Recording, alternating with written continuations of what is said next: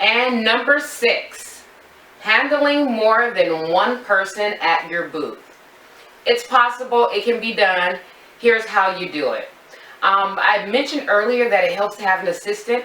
That's the easiest way to get it done. But if you happen to find yourself alone at your booth, there's a few options you have here, or a few go-tos. Number 1, when someone walks up, make sure to give them eye contact.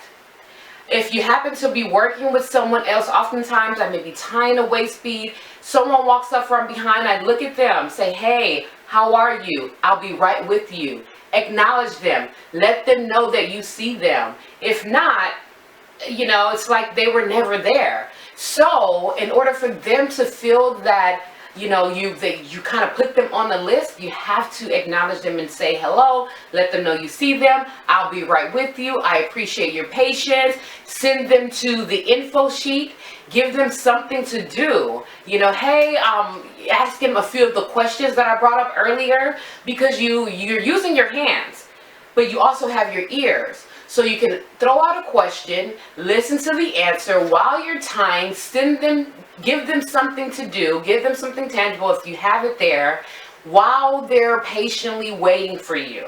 So you want to make sure you lock in every person that gives your booth attention. Another thing you could do is introduce yourself. As they're walking up, although you're unable to assist them, give them a name. Hi, my name's Lisa, I'll be right with you. If you're bold enough, ask your name. Hi, how are you? I'm Lisa, and you are? Okay, great. I'll be right with you, Susie. You got it. Okay, see that there? So doesn't it feel good? You feel like, you know, I can't wait for Lisa to connect with me. She knows my name as well. Then if you see her walking away, Susie! No, I'm just kidding. Don't do that. But it could come. Anyhow. The next thing will be thank them for their interest. Hey, thank you for dropping in. I appreciate you looking at it. Thank them. Anything that they've done, say thank you. Be grateful because you're here and they are here with you, but there's several other booths that they could have given attention to, but they chose you. Say thank you. The next would be communicate.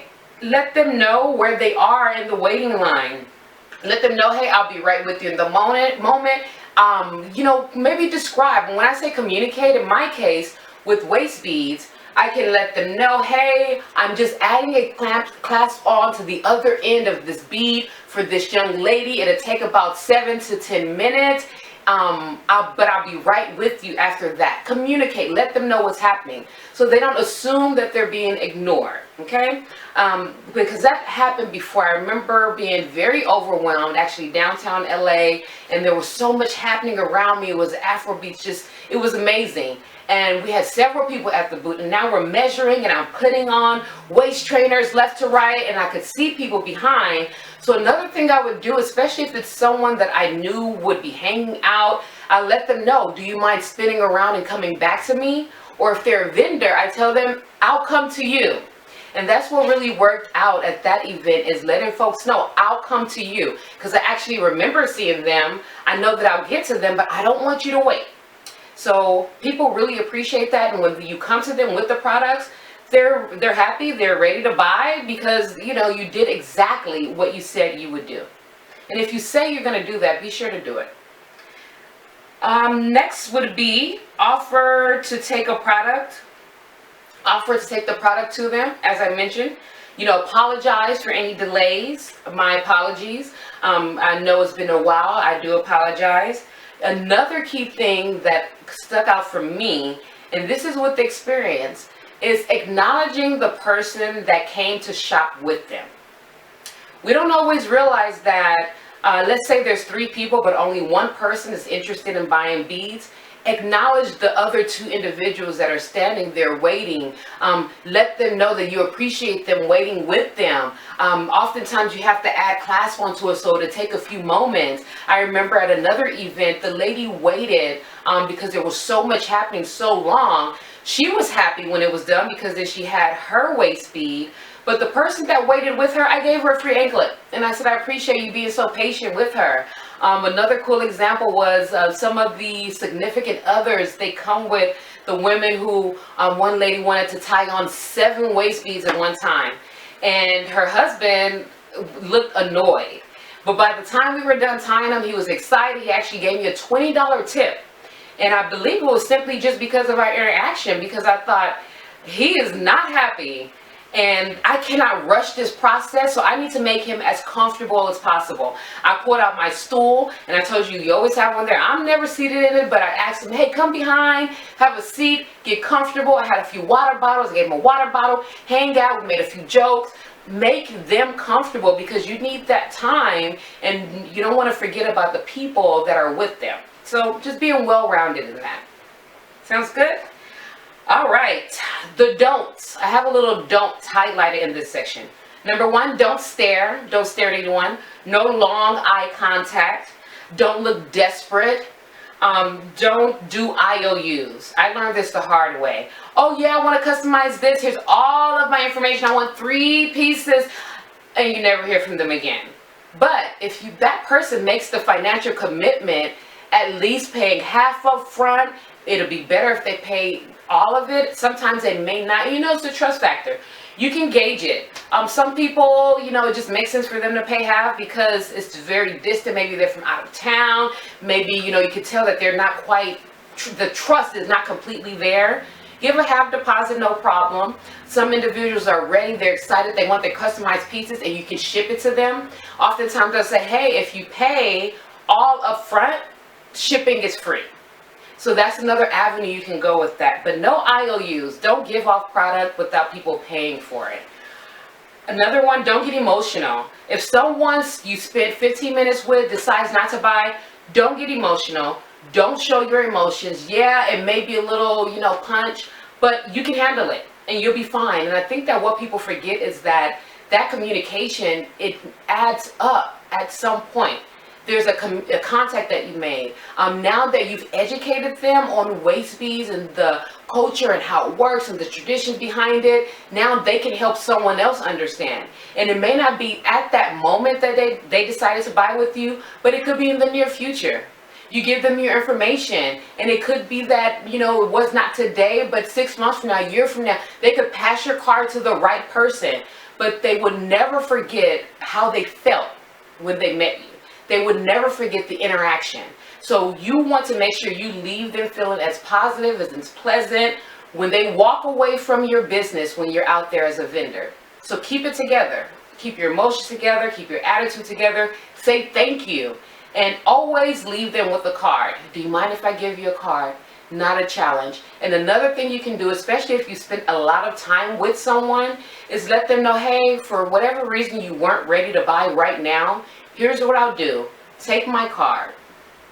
If in the next 90 days you change your mind and you decide to buy and to work with me, I'll honor the same exact deal or discount that I gave you today when we connect in the next 90 days. And they like that. They appreciate that. No rush. Let them process it. Maybe they need to meditate on it. But they appreciate that you gave them that flexibility to think. And after all, what is the rush? Give them your information. Let them sleep on it. And when they're ready, it will be way more worth it than you forcing something down someone's throat. So be very aware of that, okay? Another thing we can move here, as I mentioned the discounts, yep, as leaving them with a business card, just a pleasant goodbye, okay? So now we're going to roll into number 7. Number 7 is, where do you set up on site? So this is once you're getting into the event, you've paid, you get there, and this is slightly backwards. But prior to you setting up, this is something that people don't remember, because once they get there, either they have an assigned location, which you have no choice, but actually you could have a choice. I'll give you an example in that. If you have an assigned location and you don't like where you were placed, kindly talk to the organizer and let them know that if any other spots open up and you want to point to the area you have in mind, if a vendor happens to not show up, can they let you know? They usually don't have a problem with that, because we want to fill the spaces. And every time that that's come up, they've said absolutely, if necessary. But if there's not assigned space, once you walk into the locations, there's a few things you want to look for. Number one, you want to look, you want to set up shop near an entrance. Visibility is key. wherever the people are, the eyes are, that's where you want your signs, your logos, your banners. You want people to see you. Another spot would be if the option is in and out, you want to set up near the exit. Because you know, no matter what, everyone has to go through this door. Set yourself up there. If the location has an entrance, if the entrance is the same as the exit, you definitely want to set up shop right there, because people see you as they're coming in, and they also see you as they're leaving. Kind of like in the grocery store when you kind of last minute options right in the line. That's what you become. Like, didn't really, but let me just go ahead and get that before I go out the door. Okay? So that, when you do that, you have what they call double visibility. So people see you twice, and that's really awesome when you're out there as a vendor.